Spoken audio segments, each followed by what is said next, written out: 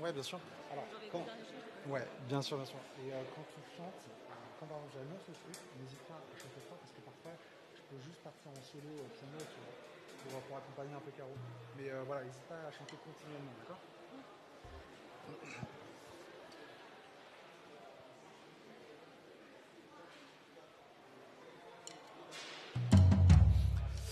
Bonjour tout le monde, nous allons commencer le culte. Bonjour à tous, bonjour à toutes les personnes aussi qui nous suivent sur YouTube. Je ne sais pas si le live est lancé. Il est lancé. Bon. Est-ce que je peux vous inviter à vous avancer plus? Parce que je vous sens très dispersés et comme il fait froid, il faut qu'on se réchauffe un petit peu. Alors pas tous les uns à côté des autres, mais au moins à remplir on va dire les 10 premières rangées, c'est possible? D'accord. J'espère que vous avez passé une bonne semaine. Nous allons du coup commencer la louange. Je vais vous inviter à prier et à méditer.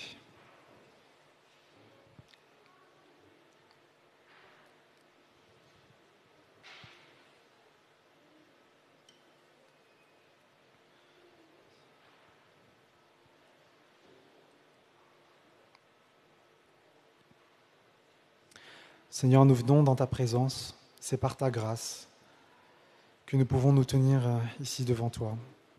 Seigneur, tu connais chacun de nos vies. Tu connais quand ça va bien, quand ça va mal. Et Seigneur, nous venons ce matin, non pas parce que c'est une habitude, mais nous venons malgré le risque du coronavirus. Nous venons, Seigneur, pour te rendre gloire, te donner toute la gloire qui t'est rendue. Seigneur, pardonne-nous parce que nous sommes oublieux. Nous oublions si facilement tout ce que tu fais dans nos vies, tout ce que tu as déjà fait. Nous prenons tout cela pour acquis. Et parfois, voilà, il nous arrive de ne plus te mettre à la première place.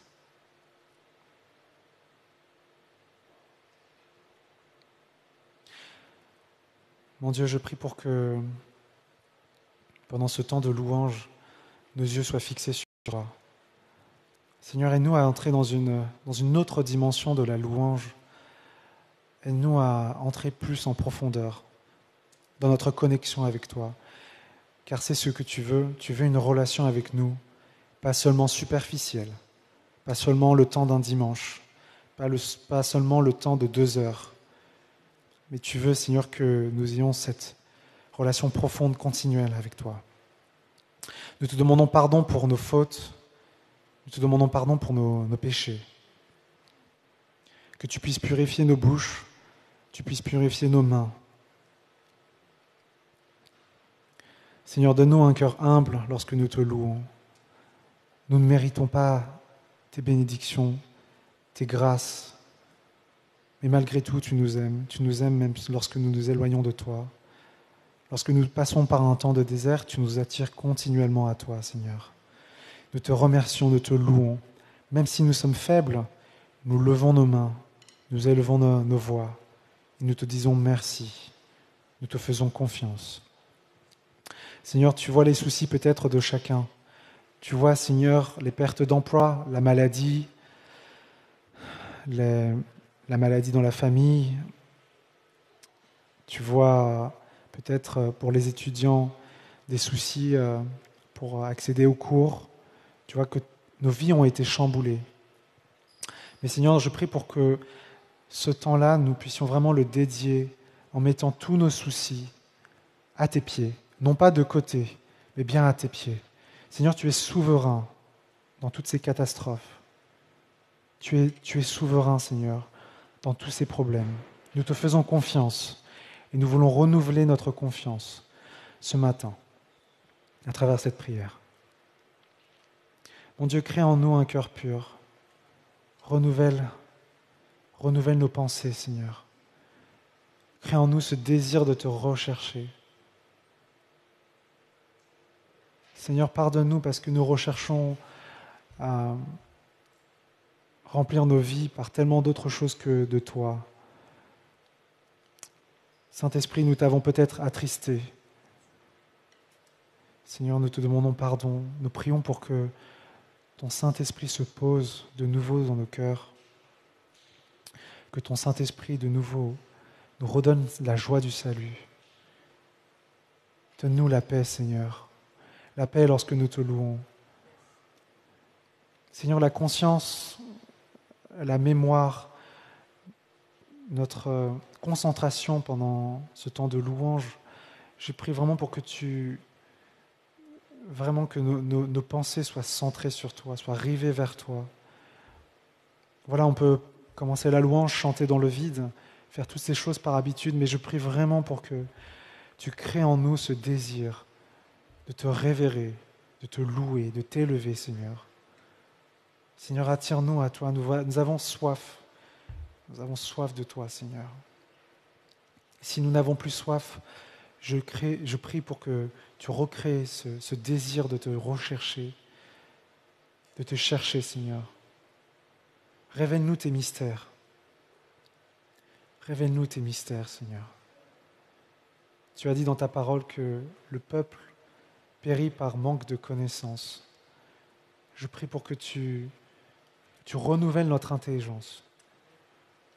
Nous sommes peut-être créés des systèmes de logique qui fait qu'actuellement notre vie va bien, nous pensons que tout va bien, mais Seigneur, il y a ce vide en nous.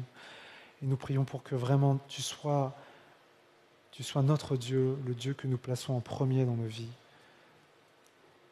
C'est toi qui seul peux nous combler complètement et entièrement. Alors nous voulons t'accueillir ce matin, t'accueillir de nouveau. Nous voulons te célébrer, car tu as la victoire dans ton sang. Et toute l'histoire de l'humanité tourne autour de ça, de cette histoire du péché, de la chute, de la rédemption, du salut. Alors nous voulons t'accueillir parmi nous. Nous voulons imaginer comme si nous étions au paradis à t'acclamer.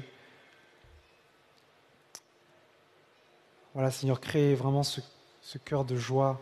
Donne-nous cette joie, Seigneur, du salut, cette joie de pouvoir te louer. Au nom de Jésus. Amen.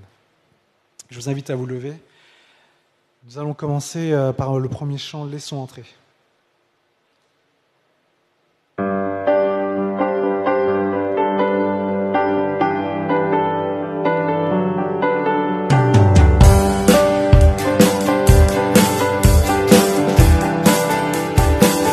Venons.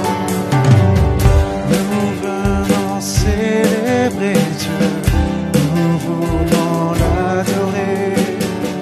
Devant lui nous nous couvrons pour élever son nom.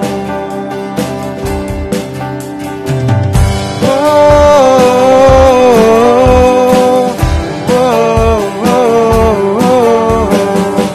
oh, oh, nous venons célébrer Dieu, nous voulons l'adorer. Devant lui nous nous couvrons pour élever son nom. Laissons entrer le roi de gloire. Acclamons-le, Dieu de victoire. Il est vainqueur, faisons-lui place. Il est roi, il est Seigneur. Tous ensemble. Oh,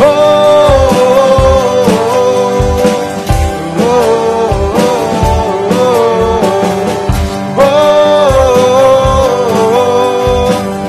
oh, oh, oh. Dieu est là, il nous attend, il entend nos prières. Sa parole est éternelle, elle est notre essentiel. Laissons entrer le roi de gloire, acclamons-le, Dieu de victoire. Il est vainqueur, faisons-lui place.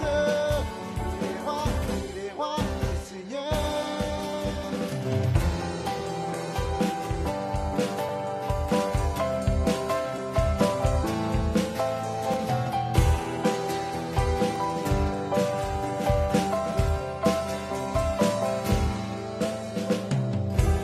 Accueillons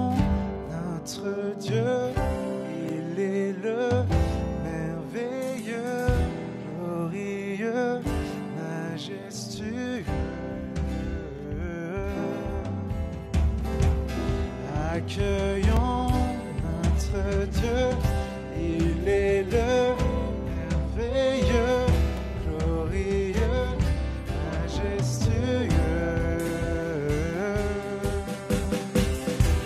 Accueillons notre Dieu, il est le merveilleux, glorieux, majestueux.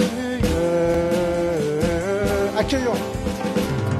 Accueillons notre Dieu, il est le merveilleux, glorieux, majestueux. Laissons entrer le roi de gloire, acclamons-le, Dieu de victoire. Il est vainqueur, faisons-lui place.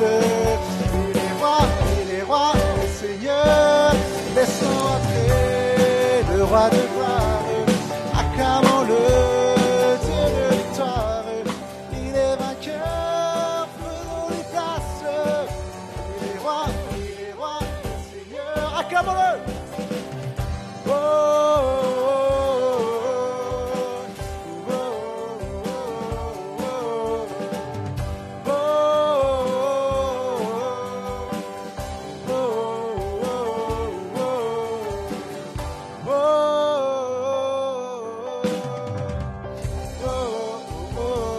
oh, Est-ce qu'on peut l'applaudir?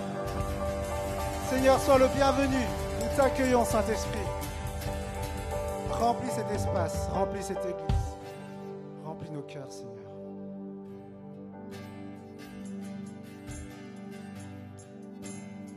À travers ce prochain chant, je vous invite à déclarer avec foi que son nom est tout puissant, que Dieu est grand, qu'il est plus grand que tous nos problèmes, tous nos soucis.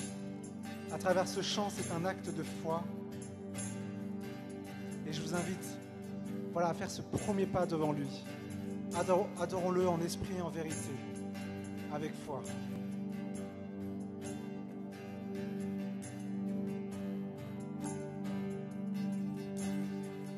Le roi.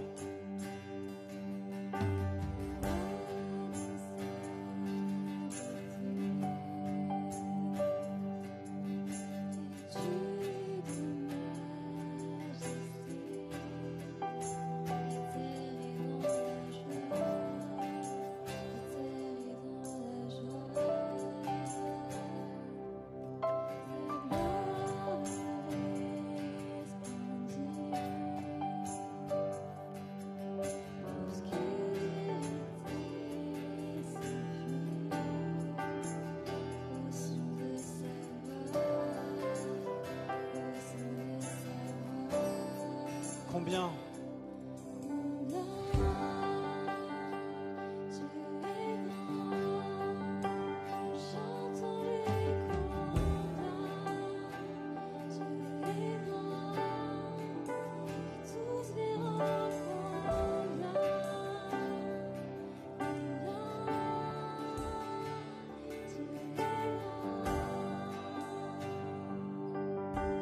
Carthage. Carthage en âge vie, le temps lui est soumis, commencement et fin, commencement et fin, céleste Trinité.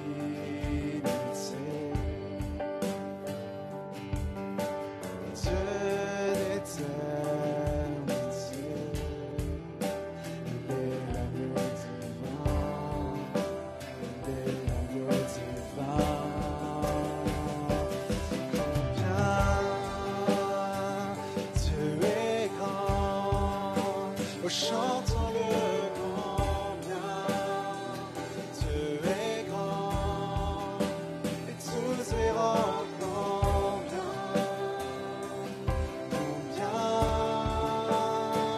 Dieu est grand. Tu es digne de louange. Son nom est tout puissant.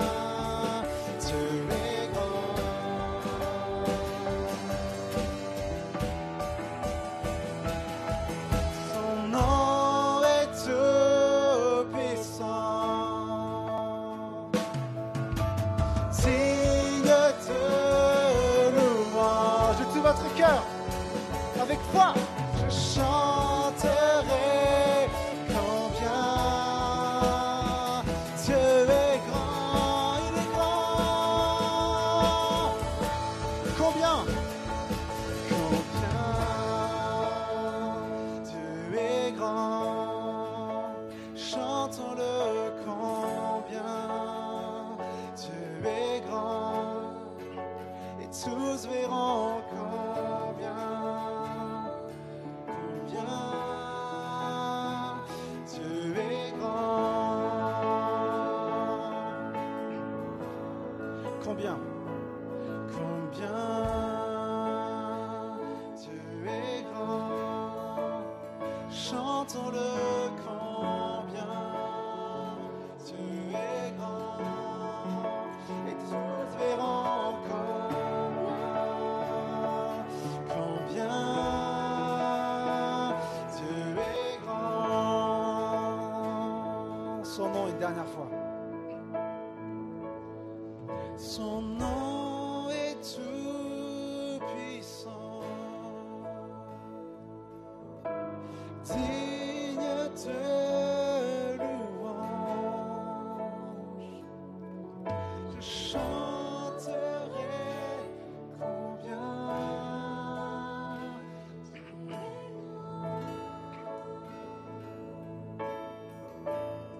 son nom. Son nom est tout puissant, digne de louange. Je chanterai combien tu es grand. Est-ce qu'on peut l'applaudir? Mon Dieu est grand, il est digne de louange.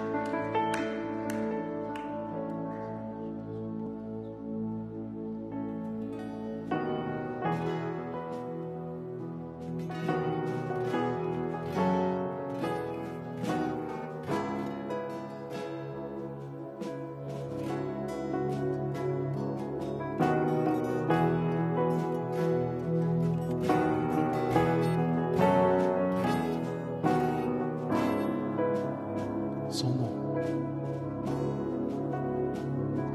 Son nom surpasse tout autre nom.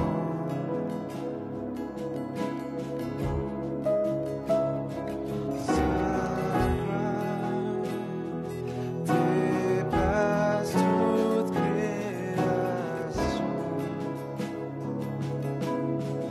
Chantons-le. Ses louanges résonnent dans l'univers, font écho dans nos cœurs, le Dieu plus grand que tout. Adorons-le. Sa rayonne comme le ciel.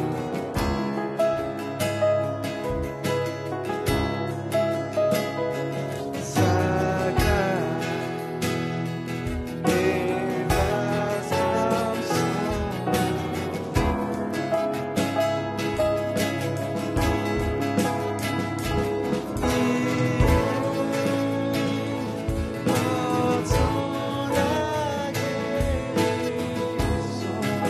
Tu es le roi des rois.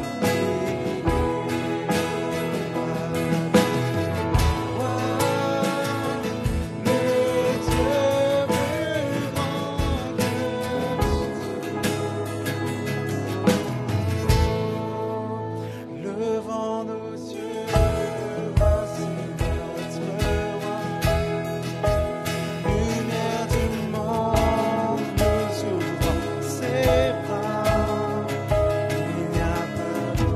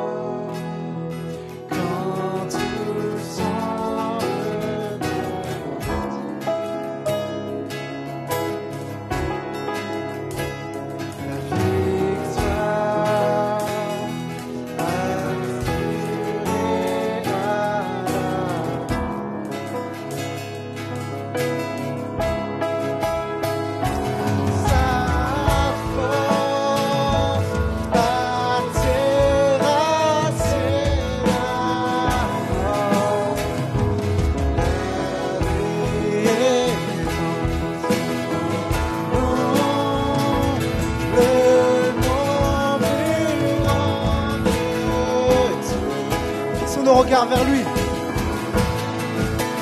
Levons nos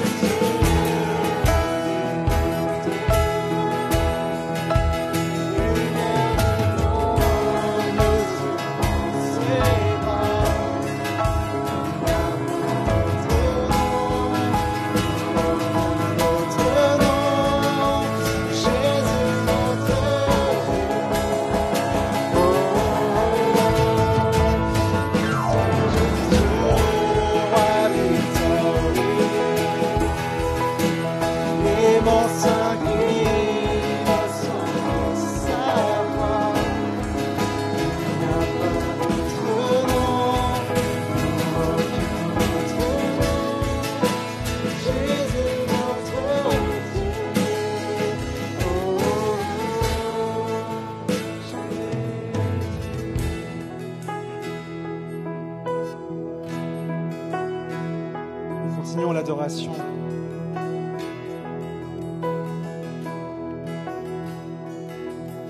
La terre chancelle et tremble devant lui, les chaînes se brisent, les cieux et la terre chantent. Saint est le nom, saint est le nom de Jésus.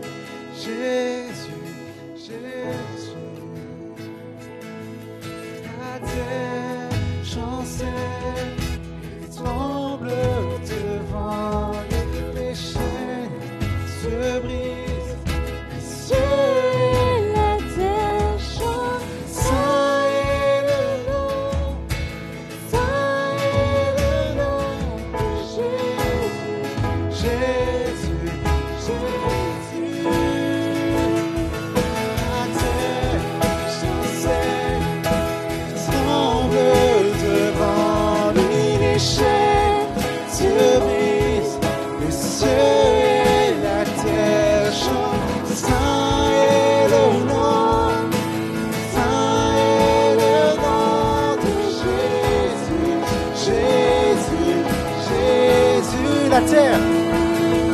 La terre chancelle et tremble devant lui, les chaînes se brisent, les cieux et la terre chantent. Saint est le nom, saint est le nom de Jésus, Jésus, Jésus, devant nos yeux, voici notre roi, lumière du monde, nous ouvrons ses bras.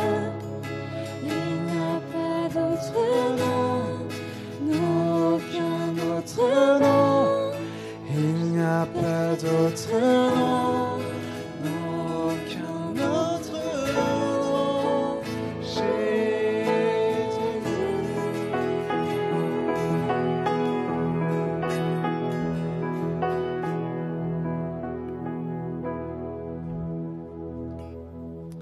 Seigneur, nous t'adorons.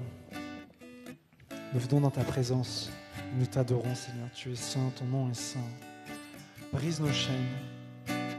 Brise tout ce qui nous aveugle actuellement et qui nous empêche de fixer nos regards vers toi.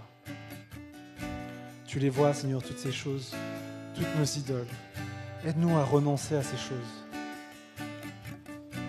Seigneur, aide-nous à rechercher de la profondeur dans notre relation avec toi. Car c'est ce que tu veux. Tu veux une relation profonde avec toi.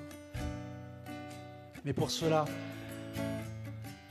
nous devons renoncer à nos idoles, renoncer à nos habitudes qui nous font pécher, chuter. Seigneur, nous te demandons pardon pour nos péchés. Tu vois également que nos cœurs est peut-être insensibles, devenus insensibles à ta croix. Alors Seigneur, mène-nous à ta croix. Encore une fois, mène-nous à toi.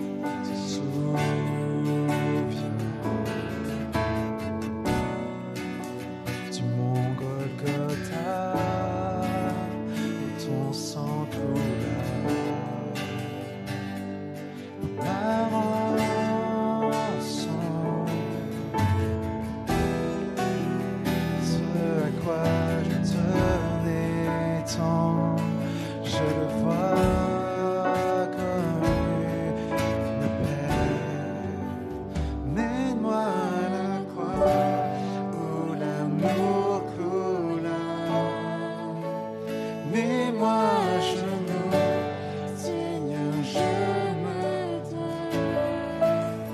Sauve-moi de moi-même, oh, je t'appartiens. Emmène-moi,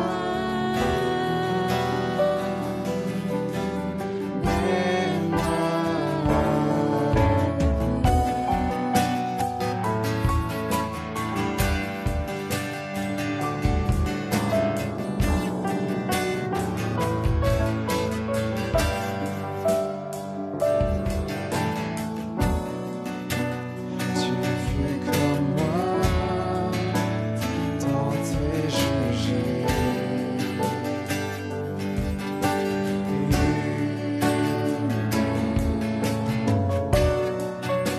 La parole faite chair, nom de mon péché. Ressuscité, comme nos idoles. Ce à quoi je tenais tant, je vois comme une plaie. Mets-moi à la croix, l'amour coula. Mets-moi à genoux, Seigneur, je me donne. Sauve-moi de moi-même, je t'appartiens. Emmène-moi,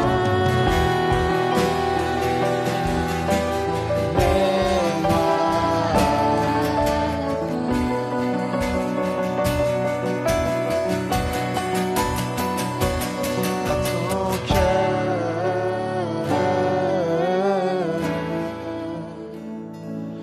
à ton cœur. Mets-moi à ton cœur. Mets-moi à ton cœur. Mets-moi à la croix où l'amour coule. Mets-moi à genoux, Seigneur, je me donne.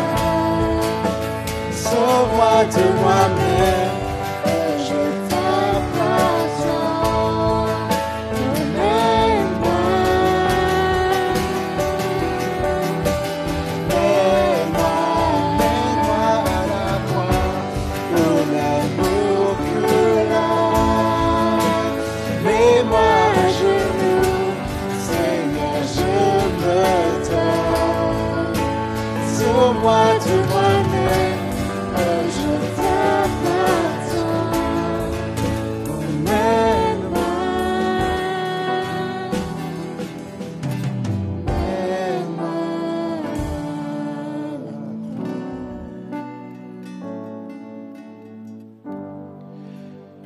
Je vais vous laisser un temps de méditation où je vous invite à vous retrouver avec le Seigneur pour lui demander pardon pour les péchés, lui remettre toutes les idoles qui vous tiennent dans votre vie. Et si vous avez encore du mal à relâcher vos idoles, priez pour que Dieu vous éclaire, qu'il vous montre quelles sont les idoles dans votre vie. Priez pour qu'il vous convainc de les abandonner.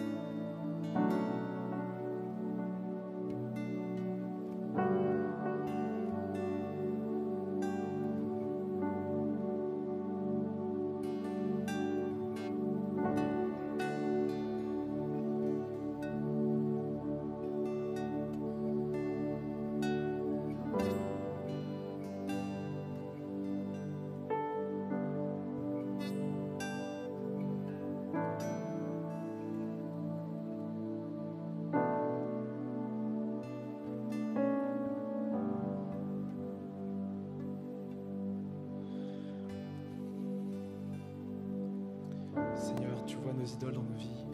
Nous avons besoin de toi, Seigneur. Sauve-nous de nous-mêmes. Redonne-nous cette sensibilité pour la croix, pour ce que tu as fait pour nous, Seigneur. Nous te remercions, Seigneur, pour ce que tu fais déjà, car même si nous passons par un temps de désert, tu continues de nous attirer à toi. Merci pour ta miséricorde. Merci pour cette grâce que tu nous fais, de continuellement venir nous chercher, alors que nous nous détournons de toi continuellement. Merci pour ta miséricorde, Seigneur. Mène-nous à la croix, Seigneur, là où ton sang a coulé. Seigneur, crée en nous, recrée en nous ce désir de te rechercher. Voilà, nous pouvons chanter, nous pouvons venir à l'église par habitude, mais Seigneur, c'est pas ce que tu veux. Tu veux une relation, une connexion avec nous. Et pas juste une connexion simple, mais une connexion profonde. Recrée en nous ce désir de te chercher, Seigneur, de te chercher dans la profondeur. Révèle-nous tes mystères, Seigneur. Parle-nous. Conduis-nous, Seigneur. Conduis-nous, Seigneur. Que ton Saint-Esprit nous remplisse, remplis nos cœurs, remplisse ce lieu. Renouvelle notre intelligence, Seigneur. Nous avons peut-être conduit notre vie avec notre logique. Et je prie pour que tu nous conduises, Seigneur. Saint-Esprit, remplis-nous. Pardonne-nous de t'avoir attristé par le passé. Seigneur, nous avons besoin de toi. Attire-nous à toi, Seigneur. Nous te remettons nos vies, nous te remettons ce qui se passe, le coronavirus. Nous te remettons tous les problèmes sociaux au travail. Nous te le remettons, tu es souverain sur tout cela. Nous te faisons confiance, Seigneur. Mais au-delà de tout ça, nous ne voulons pas te prier seulement lorsque nous avons besoin de toi. Nous avons d'abord un besoin qui est de combler ce vide dans notre cœur, dans notre vie. Seigneur, nous voulons vraiment avoir cette relation avec toi. Recrée en nous ce désir de te rechercher. Au nom de Jésus. Amen. Je vous invite à vous asseoir. Je vais inviter David, du coup, à intervenir.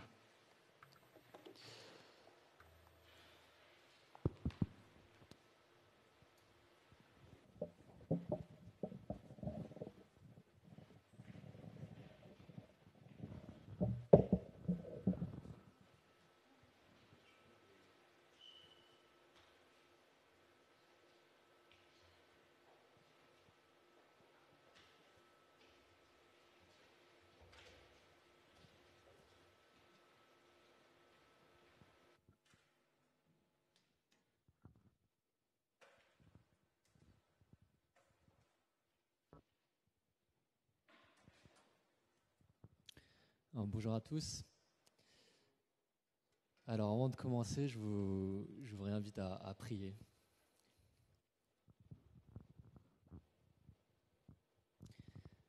Seigneur mon Dieu, je te remercie pour ce temps. Merci Seigneur pour ce moment que tu nous permets d'avoir réunis ensemble. Merci pour ce temps de louange, de chant, Seigneur, que nous t'adressons. Tu es digne, Seigneur, d'être adoré, d'être loué. Seigneur Père, je te prie maintenant pour que tu puisses bénir ce temps de message. Permets que ta parole puisse entrer dans notre cœur et qu'elle puisse faire effet, qu'elle ne nous laisse pas indifférents. Merci Seigneur pour cette grâce. C'est ainsi que je prie en ton Jésus-Christ. Amen. Alors aujourd'hui, on continue sur la série de messages autour de la grâce. On a eu plusieurs messages déjà sur différents thèmes, comme la création de l'homme, l'alliance d'Éden, la rupture de l'alliance, l'élection inconditionnelle. Et la semaine dernière, le pasteur Samuel nous a donné un message sur l'appel de l'évangile et l'appel efficace. Je ne sais pas si vous vous rappelez, il y a une image qui m'a marqué, c'est l'image du téléphone. Il y a le téléphone fixe et le téléphone portable qui différencient de l'appel de l'évangile et l'appel efficace. Et aujourd'hui, on continue donc sur cette série-là et on va voir ensemble ce qu'est la nouvelle naissance. Et pour ça, Je vous propose de lire un passage dans Jean chapitre 3, versets 1 à 13. Je vais vous le lire dans la version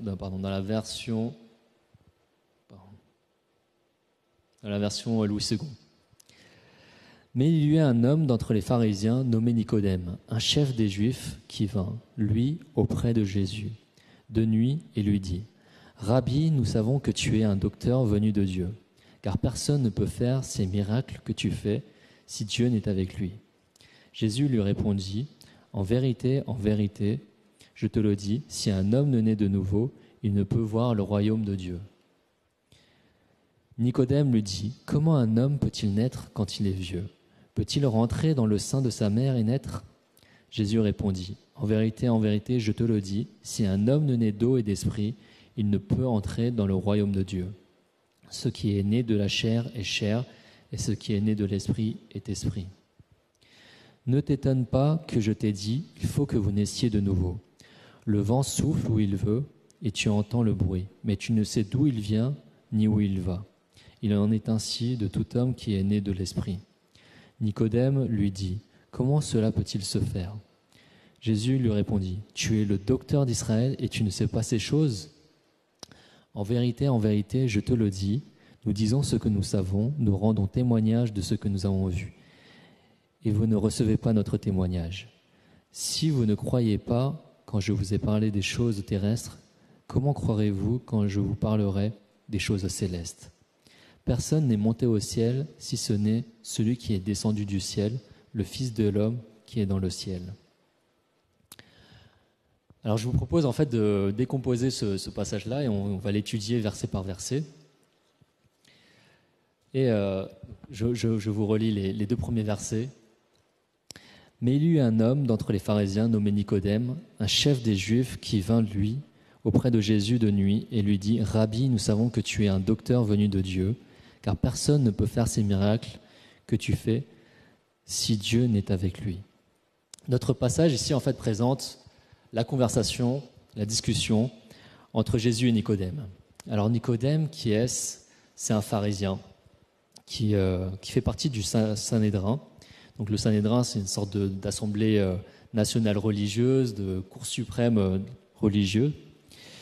Et il faut savoir que en fait, les pharisiens, c'était des personnes religieuses très respectées, car ils connaissaient très bien la loi et essayaient de pratiquer toute la loi de manière la plus stricte possible. C'est-à-dire que des fois, ils s'ajoutaient des lois pour ne pas enfreindre à la loi de Dieu. Donc extérieurement, ils étaient considérés comme des personnes très pieuses, très ferventes, et théologiquement hors pair. Mais Jésus connaissait leurs pensées et il savait que la plupart d'entre eux étaient hypocrites. Et parmi les pharisiens, Nicodème faisait partie des plus estimés, puisque dans notre passage, il est dit qu'il est l'un des chefs, et l'un des chefs des pharisiens, l'un des docteurs les plus haut placés. Et la plupart des pharisiens, dans le contexte de Jésus, étaient en désaccord avec Jésus. Sauf que Nicodème a un avis différent sur Jésus, mais n'ose pas l'affirmer. Il a peut-être vu de ses propres yeux les miracles de Jésus, accomplis par Jésus, et il pense que Jésus, c'est un envoyé de Dieu. Et certainement, comme Nicodème, il ne veut pas être exclu par le parti des pharisiens, il décide de rencontrer Jésus la nuit. Et on peut supposer qu'il ne voulait pas être découvert par les gens. En train de discuter avec Jésus, c'est donc en fait ici une discussion qui est secrète. D'apparence extérieure, quand on s'imagine la scène, il faut voir Jésus devait apparaître un jeune homme tout juste la trentaine, alors que Nicodème, en tant que docteur et chef des pharisiens, ça devait être un homme plutôt âgé. Donc Nicodème, lorsqu'il appelle Jésus Rabbi, c'est-à-dire maître ou docteur venu de Dieu, ça exprime une certaine humilité de la part de Nicodème. Et quand Nicodème dit « Nous savons que tu es un docteur venu de Dieu », cela sous-entend que parmi les pharisiens, il y avait certains d'entre eux qui croyaient que Jésus était un rabbi venu de Dieu. Donc, en venant vers Jésus, Nicodème, certainement, il avait beaucoup de questions théologiques à poser à Jésus.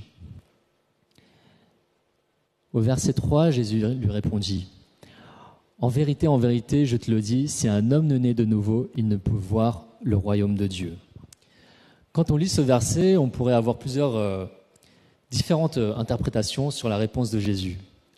On pourrait se dire que c'est étrange. Nicodème va vers Jésus, il le reconnaît comme un docteur, comme un maître, et Jésus, au lieu de lui dire, de lui répondre « merci, c'est gentil, tu fais bien de me reconnaître en tant que docteur, et d'ailleurs, en vérité, je suis plus qu'un docteur, je suis fils de Dieu. » En fait, c'est pas vraiment. Jésus ne dit pas du tout ça. Ce qu'il dit, ça peut paraître même assez. On peut se dire qu'il répond de manière assez sèche. Il lui parle directement, en fait, de la nouvelle naissance qui est nécessaire pour voir le royaume de Dieu. Alors, on peut se poser la question, pourquoi est-ce que Jésus répond comme ça à Nicodème ? Eh bien, pour répondre à cette question-là, il faut un peu voir les autres chapitres. Et en fait, dans les autres chapitres, on apprend que Jésus est omniscient, c'est-à-dire qu'il connaît les pensées de tous les hommes. Donc lorsque Nicodème rencontre Jésus, il sait d'avance ce qu'il a dans la tête. Il sait d'avance, il connaît déjà ses pensées, il sait quelles questions il va poser. Et là, je vous avoue, en fait, il y a plusieurs interprétations. Moi, j'ai entendu un pasteur dire que, en fait, lorsque Nicodème se rend auprès de Jésus, il avait comme question, il se posait, est-ce que Jésus ne serait-il pas le Messie, celui qui doit venir nous débarrasser de l'Empire romain qui occupe Israël et mettre en place le royaume de Dieu sur terre, donc en Israël. Et d'autres interprètent en fait en pensant que, en fait, Nicodème, malgré qu'il soit un docteur de la loi, malgré qu'il soit haut placé parmi les pharisiens, qu'il soit estimé, qu'il connaisse bien l'Ancien Testament, eh bien, il avait des doutes. C'est-à-dire qu'il ne savait pas, il n'était pas sûr lui-même s'il pouvait entrer dans le royaume de Dieu. Et en tant que docteur gradé, il ne pouvait pas se permettre. Il ne voyait que comme solution de se tourner vers Jésus, lui qui est venu de Dieu, pour lui poser la question. D'où la réponse de Jésus sur le royaume de Dieu. Et quand on voit comment est-ce que quand Jésus parle du royaume de Dieu, on voit qu'il y a une forme de confusion sur ce qu'est le royaume de Dieu. En tout cas, sur comment y aller. Quand Jésus dit que l'homme doit naître de nouveau pour voir le royaume de Dieu, on voit que Nicodème, en fait, il ne comprend pas trop de quel royaume il parle. Est-ce que c'est le royaume de Dieu visible sur terre ou le royaume de Dieu invisible au ciel ? Jésus le dit, la condition pour entrer dans le royaume de Dieu au ciel, c'est de passer par la nouvelle naissance. Versets 4 à 6, Nicodème lui dit, « Comment un homme peut-il naître quand il est vieux ? Peut-il rentrer dans le sein de sa mère et naître ?»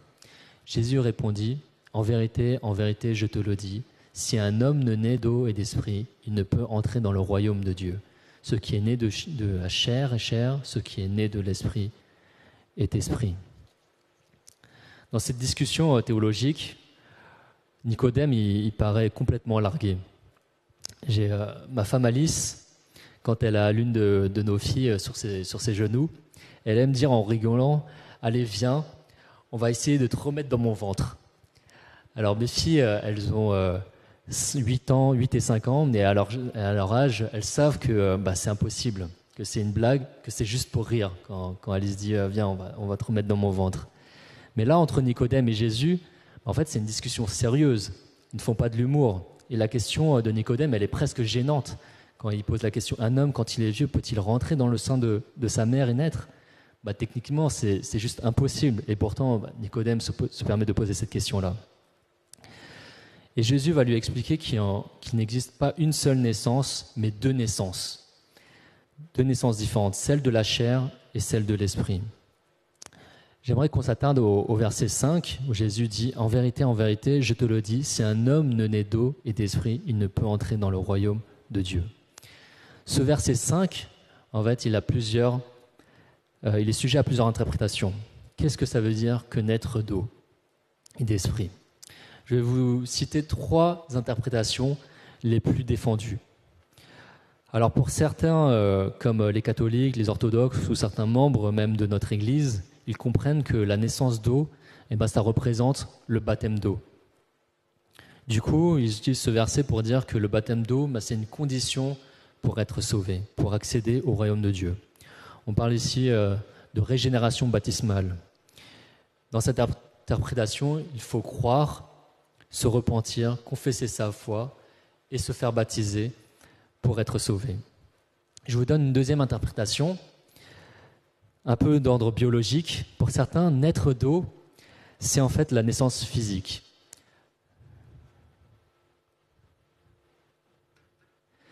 C'est la naissance physique. Lorsqu'un bébé est dans le ventre de la maman, il est en fait dans une poche d'eau qu'on appelle le liquide amniotique. C'est un liquide clair et stérile qui permet au bébé de bouger dans le ventre, dans tous les sens, et d'être protégé par les chocs extérieurs. Et pour que le bébé sorte du ventre de la maman, en fait, cette poche d'eau, le liquide amniotique, cette poche doit se fissurer, doit s'ouvrir pour que le bébé sorte. On dit là que la maman, elle perd ses os. Donc pour certains, naître d'eau, c'est ça en fait, c'est la naissance, physique, et l'eau, c'est le liquide amniotique. Et enfin, il y a une autre interprétation. Je vous en donne que 3, mais en fait, il y en a plein d'autres. Mais je vous donne les 3 majeures. Une autre interprétation de la naissance, de ce qu'est naître d'eau et d'esprit, elle a un lien avec une prophétie de l'Ancien Testament où il est mentionné l'eau et l'esprit qui transforment l'homme pécheur. Et cette prophétie, en fait, elle est dans Ézéchiel chapitre 36, versets 25 à 27. Je vous le lis. « Je répandrai sur vous une eau pure et vous serez purifiés. Je vous purifierai de toutes vos souillures et de tous vos idoles. Je vous donnerai un cœur nouveau et je mettrai en vous un esprit nouveau. J'ôterai de votre corps le cœur de pierre et je vous donnerai un cœur de chair.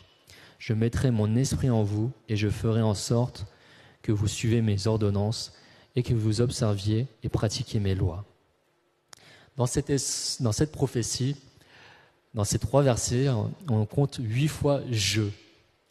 C'est-à-dire Dieu dit « je répandrai »,« je vous purifierai »,« je vous donnerai »,« je mettrai »,« j'ôterai »,« je vous donnerai »,« je mettrai »,« je ferai ». Voilà. Beaucoup de « je » pour dire, cela insiste sur le fait que Dieu est l'acteur principal de la nouvelle naissance de l'homme. Dans la Bible du Semeur, je vous montre le même verset.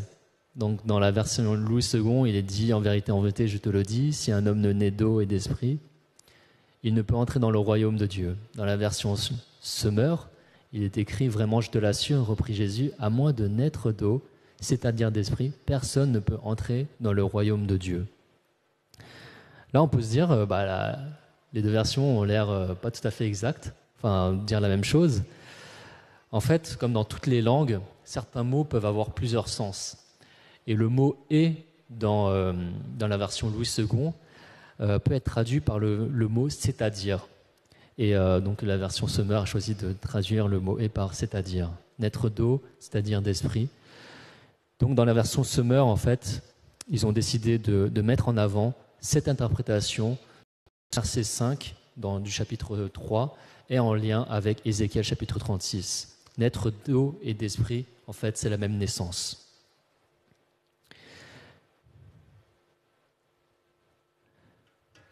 Ne t'étonne pas que je t'ai dit, il faut que vous naissiez de nouveau. Le vent souffle où il veut et tu entends le bruit, mais tu ne sais d'où il vient ni où il va.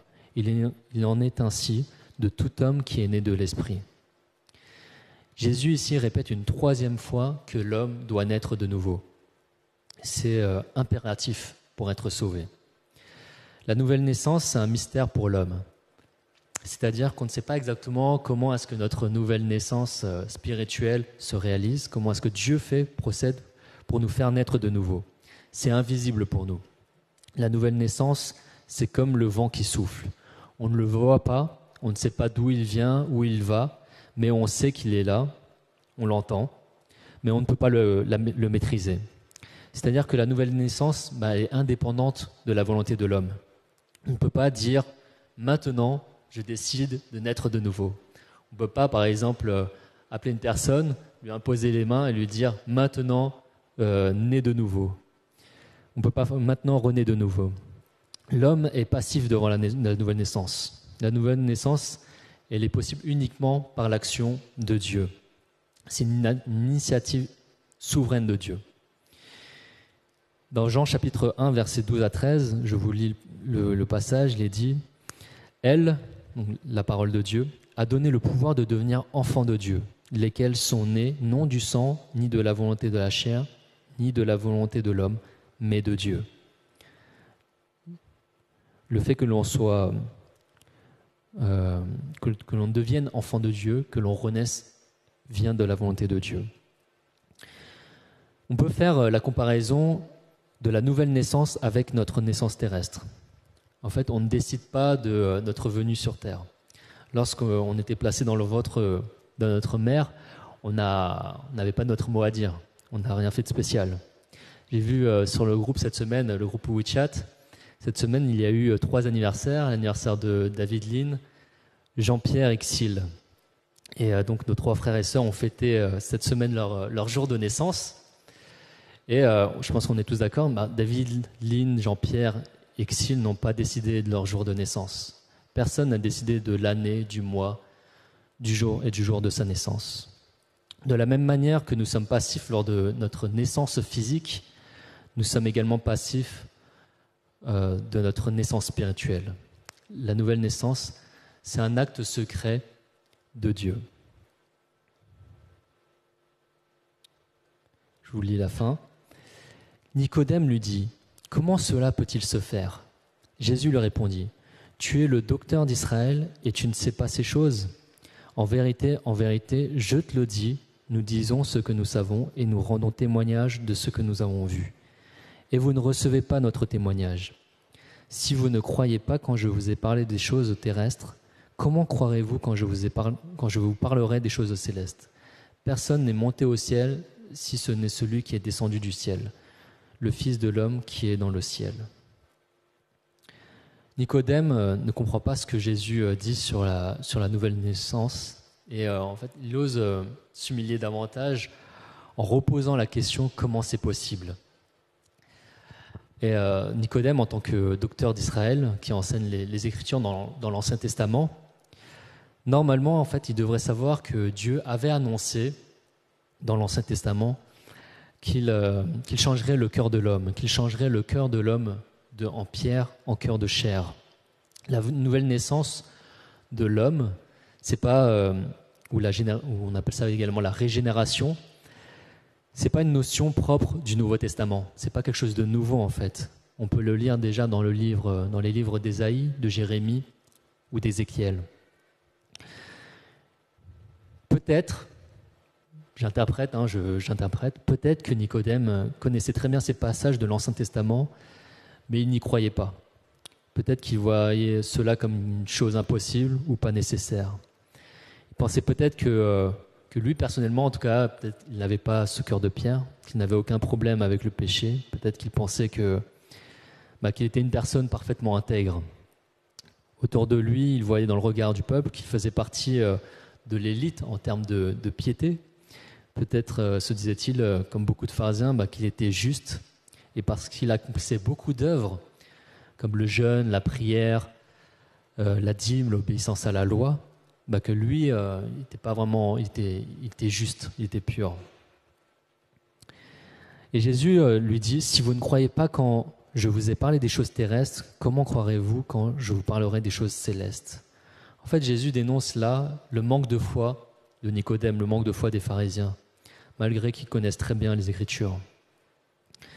Et contrairement aux pharisiens, la connaissance de Jésus, elle n'est pas limitée aux Écritures de l'Ancien Testament, sur le royaume de Dieu ou sur le plan de Dieu par rapport à la nouvelle naissance de l'homme. Jésus, lui, il vient du royaume de Dieu, des cieux. Il n'est d'ailleurs pas une simple personne parmi les autres dans le royaume des cieux. Il est celui qui est le plus glorieux. Il est le Fils de Dieu. Il est celui qui connaît parfaitement la volonté du Père. Jésus est Fils de Dieu et il existe depuis toujours. C'est-à-dire qu'il n'a pas commencé à exister à Noël. Dans Apocalypse, au chapitre 22, il est dit que Jésus est l'alpha et l'oméga.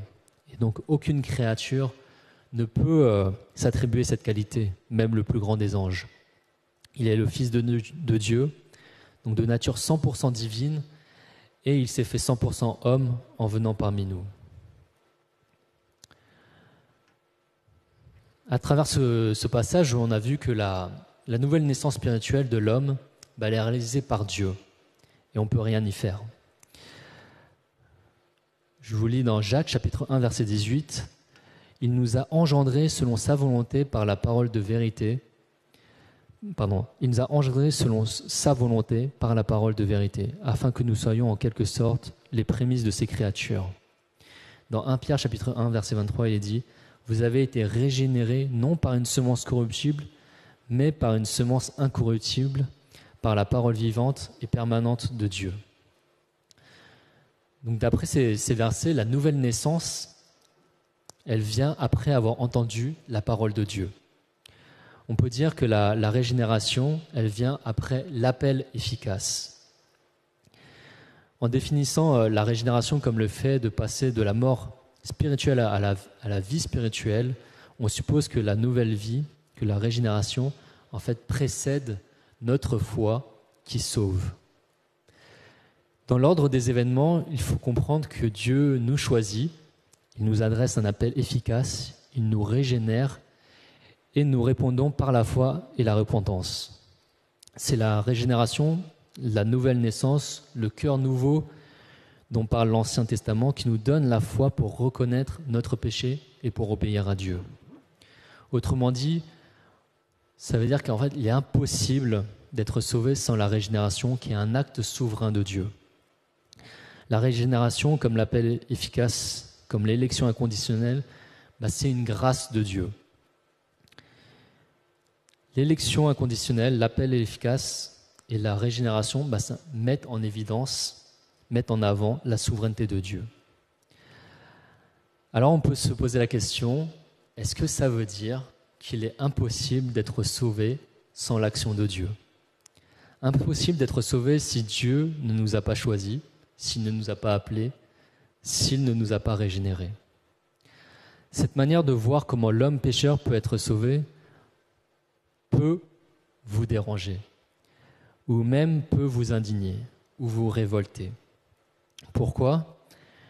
Parce que cela peut vous sembler injuste, cela peut vous sembler contradictoire avec la liberté humaine. Je vais vous dire quelque chose de particulier, je pense qu'il faut être un peu honnête avec vous. On n'est pas tous alignés sur la réponse à la question « Quel est l'élément décisif du salut de l'homme ?» Est-ce que c'est la souveraineté de Dieu ou est-ce que c'est la liberté humaine marquée par le péché ? Si c'est la première fois que vous entendez ça, je vous dis bienvenue dans le débat qui dure depuis des siècles entre les calvinistes et les arminiens. C'est un débat qui dure depuis très longtemps. L'une des différences qu'il y a se fait sur la dépravation de l'homme.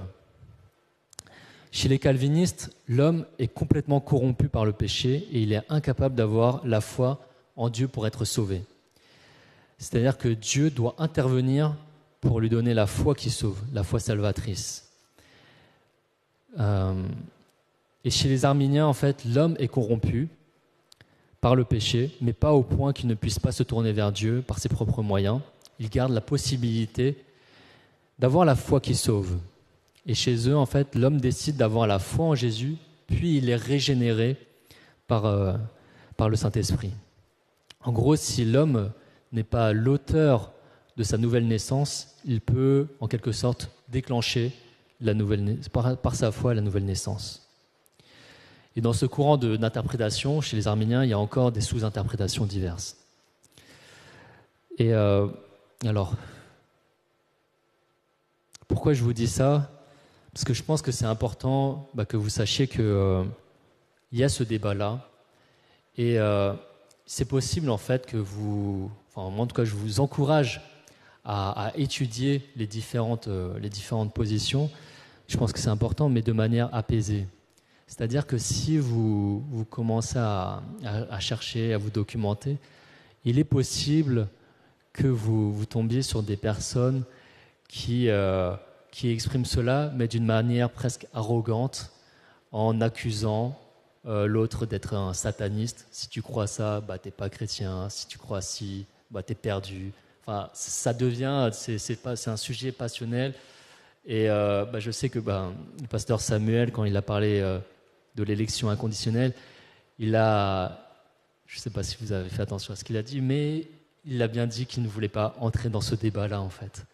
Mais c'est un débat qui existe, et moi je pense que c'est important pour vous de le connaître.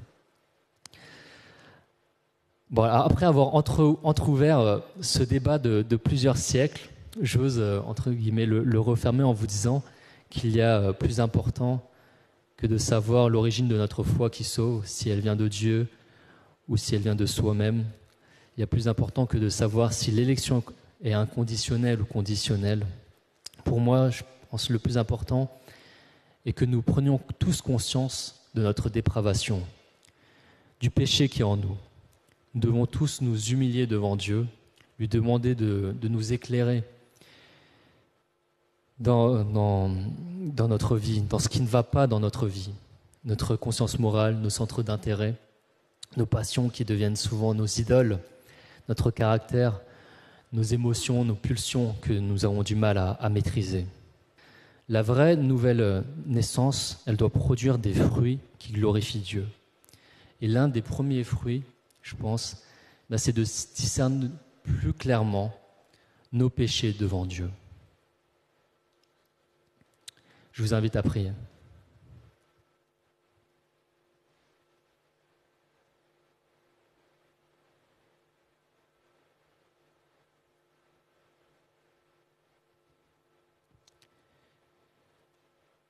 Seigneur mon Dieu, je te bénis, je te remercie pour ce texte que nous avons lu aujourd'hui, Jean chapitre 3. Je te remercie de nous permettre de connaître cette discussion, de nous permettre de connaître qui est Nicodème, de savoir que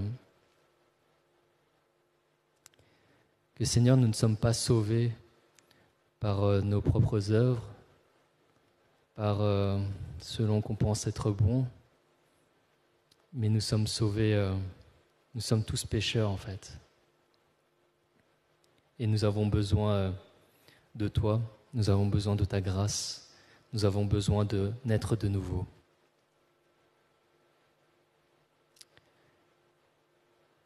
Seigneur, je te prie comme pour Nicodème,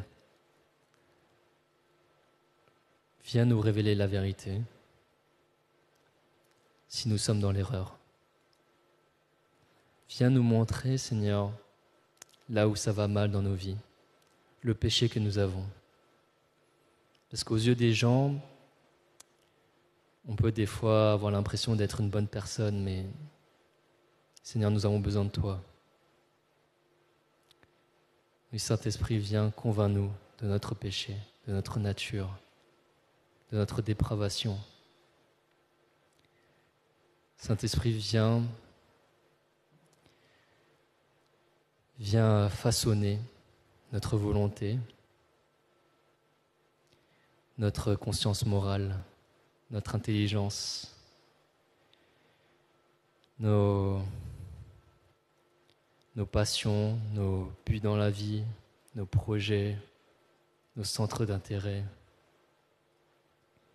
Viens façonner notre regard sur notre prochain.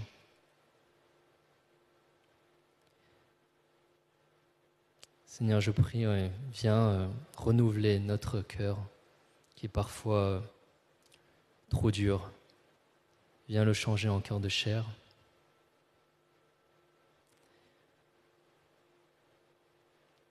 Viens renouveler notre esprit, Seigneur.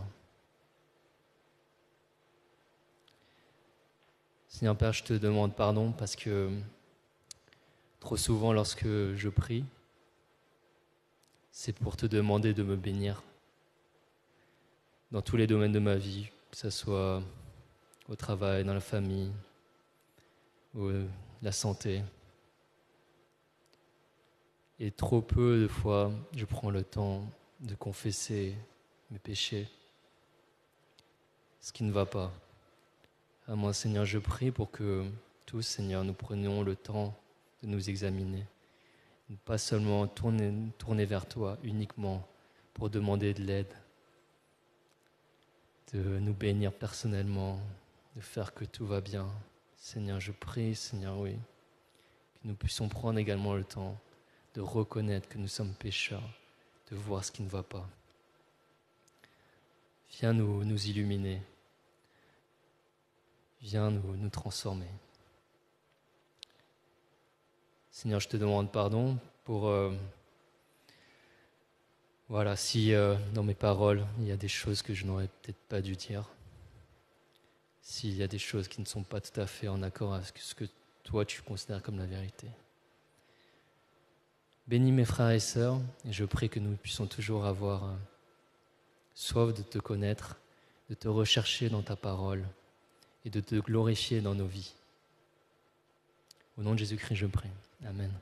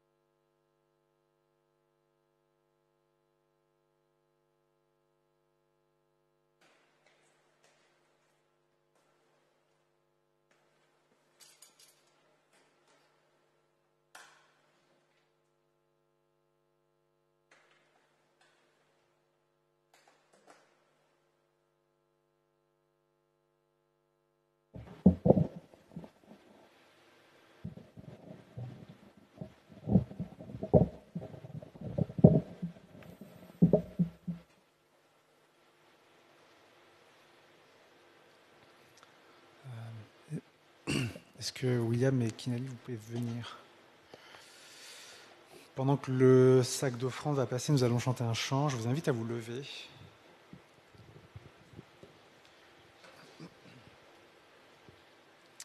Nous allons chanter « Combien Dieu est grand ».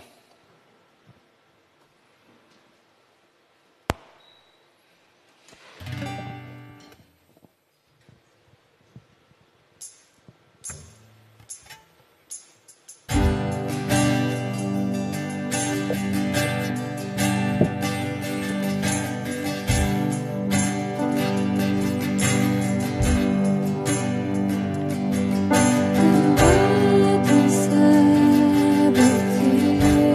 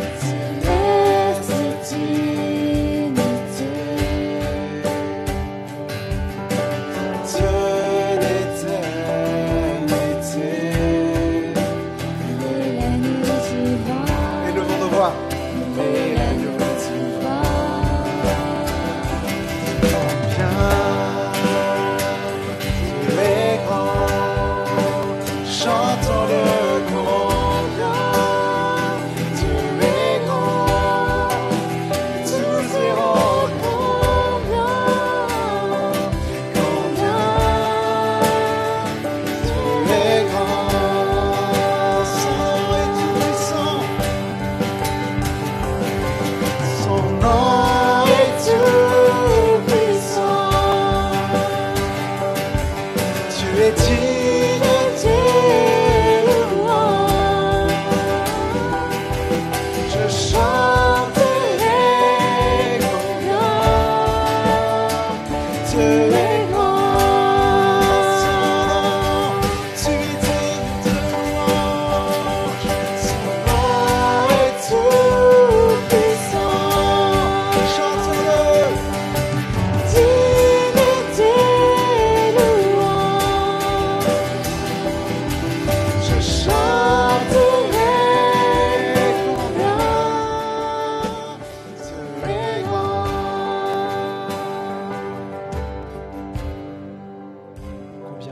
Combien Dieu est grand. Chantons-le combien Dieu est grand. Tous verront combien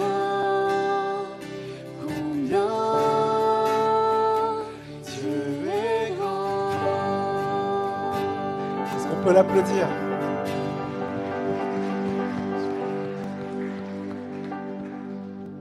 Je vous invite à vous asseoir. Je vais inviter la personne William, à nous annoncer les annonces. Bonjour à tous, vous allez bien? Ça va? Pas trop dur le couvre-feu là? Bon, ça nous laisse plus de temps, je pense, pour profiter de notre famille, de Dieu aussi. Donc, plus de temps pour lire la Bible et prier. Donc saisissons cette occasion. Saisissons cette occasion également pour prendre de nouvelles. On peut plus trop se voir, un peu moins. Donc il y a des outils aujourd'hui qui nous permettent de nous contacter. Donc Zoom, WeChat, on peut s'appeler, on peut même se voir. Donc c'est quand même une grâce. Profitons de ces moments. Voilà. Donc si vous n'avez pas de groupe de maison, par exemple, n'oubliez pas que voilà, certains sont encore sont pas remplis, pardon. Donc vous pouvez les intégrer et vivre des temps de partage pendant la semaine. Donc la semaine prochaine, nous allons continuer donc sur notre série avec un message de pasteur Samuel Condano sur la grâce de Dieu justifiée, donc la justification, comment elle s'opère. Voilà, donc c'est à 11h. Donc venez à l'heure, vous pouvez venir dès 10h30, l'église est ouverte et l'équipe accueil sera là pour vous accueillir. Toujours la prière donc, le jeudi à 21h, temps très important dans notre vie d'église. Si vous avez des sujets, si vous avez à cœur de prier pour les frères et sœurs, ou pour la ville de Montreuil, la ville de Paris ou d'autres sujets plus personnel, n'hésitez pas, vous êtes les bienvenus à 21h, donc ça dure 1 heure. Sur Zoom, venez tel que vous êtes les bienvenus. Donc aujourd'hui, nous arrivons à la dernière session des cours de base biblique. Donc pour ceux qui participent, ce sera avec Benjamin à 14h30 en salle 2. Donc on a une session de baptême qui aura lieu le 1er novembre. Donc après ces cours de base, nous allons nous entretenir avec chaque participant pour voir où ils en sont avec leur décision de suivre Dieu. Et donc nous espérons voir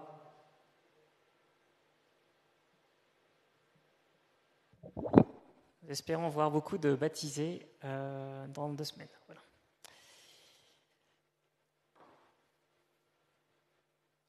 Slide suivante.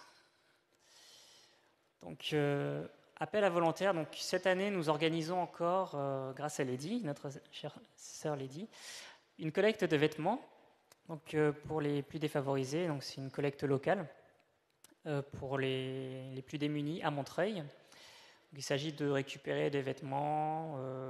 Alors, peut-être qu'il y a d'autres choses que tu peux récupérer, mais bon, principalement des vêtements. Donc il faut qu'ils soient en bon état et lavés. Et donc Lady vous en dira plus sur le moment de la collecte, mais elle a besoin de bras pour récupérer tous les vêtements, les mettre dans les cartons, les transporter, etc. Donc n'hésitez pas à la voir. Donc Lady est juste devant. On cherche aussi des enseignements hommes à l'EDD pour rejoindre Richard, qui se sent un peu seul.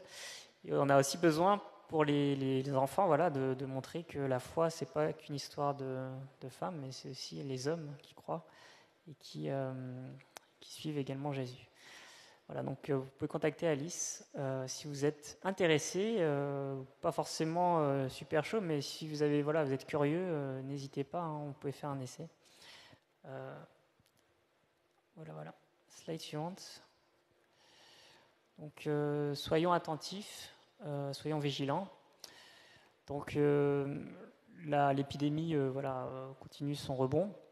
Donc vous êtes invités vraiment à respecter les gestes barrières, porter le masque, garder distance, désinfecter les mains.